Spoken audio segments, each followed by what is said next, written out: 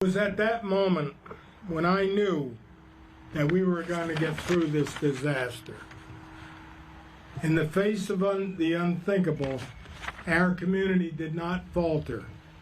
We came together not as strangers, but as family. Through all the heartbreak and tragedy southwestern Connecticut suffered after the flood of 2024, one thing stands firm. It's that in a time of need, people step up to help each other. Today marks 1 year since that devastating flooding. It not only damaged communities, it also took lives. Now, 365 days later, we are reflecting on recovery efforts and moments of human connection in a time of crisis. Storm Tracker Chief Meteorologist Ryan Hanrahan is joining us live from Oxford with a look back and a check-in of where we are now. Right? Yeah, Mike and Keisha, I'm standing in front of the Little River. Now, the Little River here, it is a little trickle right now. It is nothing, and it's hard to believe that it's this river that surged out of its banks along Route 67 in Oxford and destroyed businesses, homes, washed out roads and bridges all throughout this town. The rain started the morning of August 18th, 2024, and by afternoon, the torrential downpour sent rivers and streams raging out of their banks. It was just like all of a sudden just watching whitewater rapids going all down the street. It was terrifying. The flood washed away bridges, destroyed businesses, and sent homes tumbling into rivers. Everyday people turned into heroes, pulling strangers to safety. In the person. And everyday heroes did what they do best, saved lives one by one on a fire ladder. This time it wasn't out of a burning building, but over a ferocious river. It's not something that we do every day. We certainly don't have flash flooding every day. We certainly don't use our ladder as a bridge. After the water receded, the scenes were extraordinary. You can see behind me just some of the damage that we've had. This is Route 67. And we have pieces of pavement that have been completely ripped off the road. This is a property in Southbury, and we know that the water line was well above my height. Devastating is just the perfect word for this scenario, but they also describe the Little River here as incredibly powerful. More than 12 inches of rain fell in parts of Newtown, Oxford, and Southbury. Most of that rain came in only a few hours.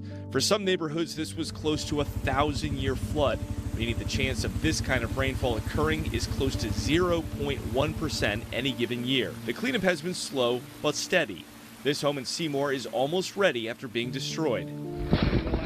We're still at that point where it's all day long up until the last minute at night, just trying to get every little detail done so we can be fully back in the house, moved in, and moving on with our lives as much as we can. Roads and bridges were slowly rebuilt and reopened. Many were engineered to withstand more significant flooding in the future. For some, the rebuilding process still hasn't begun a full year later. So unfortunately, as you can see, the property's still a mess and I think a total loss at this point. I don't know what's to come of the property. Even for those who lost so much 1 year ago, the sense of community and resilience has never been stronger. I decided the next day I was going to reopen, and that's what I did. You don't want to let people down. You want your customers back. They're rooting for you. Your family's rooting for you. And what else are we going to do?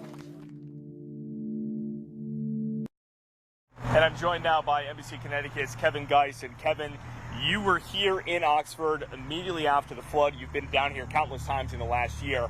Sort of describe the scene for me, what this area, where we're standing, what it looked like 1 year ago. Yeah, so this was actually the first spot on that Monday, or yes, it would have been a Monday, I guess, that we came down the day after the storm, and photographer Trevor Shearer and I found the Little River, and we sort of had this moment where we looked at each other and said, how did that create such a mess along Route 67? I mean, there's like 2 inches of water there now. It was incredible. And when I tell you that the water had come up and where we're standing was probably a few feet below where we currently are, because all of this just got washed completely down the Little River, heading towards sort of an intersection of old Route 67 and 67 itself. You were able to, over the course of a few days, sort of make your way down 67 because all the bridges were effectively washed out where the Little River goes in and out. So as you got farther down 67, heading down towards Seymour, what did you see there? Well, so my photographer and I kind of had this moment where we kept having to find bridges. So we arrived at this area first, but as we worked our way down, we quickly realized that really the epicenter of so much of that damage was down in sort of this intersection where you had the Boar's Nest Bar, you had the Riverside Inn all in one spot, and you realize that that's where all of it really culminated. The Little River really kind of came over the road and created just this mess for first responders and a ton of rescues. We also learned in the day after that that was the spot that 2 women were killed in those floodwaters. So a year later, I actually spent the day here today, here in Oxford, with the First Selectman and a bunch of other local officials and folks from here in Oxford. They had a chance to memorialize the 2 women that were killed. This is what they had to say a little bit earlier today. Missing someone is sadness wrapped in the blessing of having known them. A community honoring Audrey Rustkowski and Ethelyn Joyner, the 2 women killed during the August flood last year. Oxford holding a ceremony around a newly constructed memorial in their honor. 2 benches flanking a red maple tree. Rustkowski's husband explaining the choice of tree is perfect. In the fall, it turns beautiful colors. She loved the fall. Both women were described as loving and caring of all people and animals, both ready to lend a helping hand at a moment's notice. I think everybody that knew her could probably say the same thing about her. You know, she was very caring, very eager to help.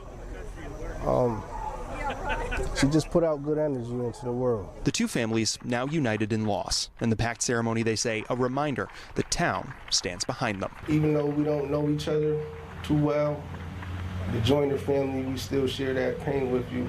And Steve, if you ever need someone to talk to, I'm here for you. And both of those families were incredibly grateful for the outpouring of support from the community that they got, not just back then, but that continues today. I did have a chance to talk to Chaz there for a brief moment, and he said he was shocked by the amount of people that actually came out to support his family. It's heartbreaking to hear their stories because the day started like any other day. There was a little bit of rain, and then it turned into these families' worst nightmares. So it's tough to listen to that a year later. Yeah. Kevin, thank you so much. Really appreciate it.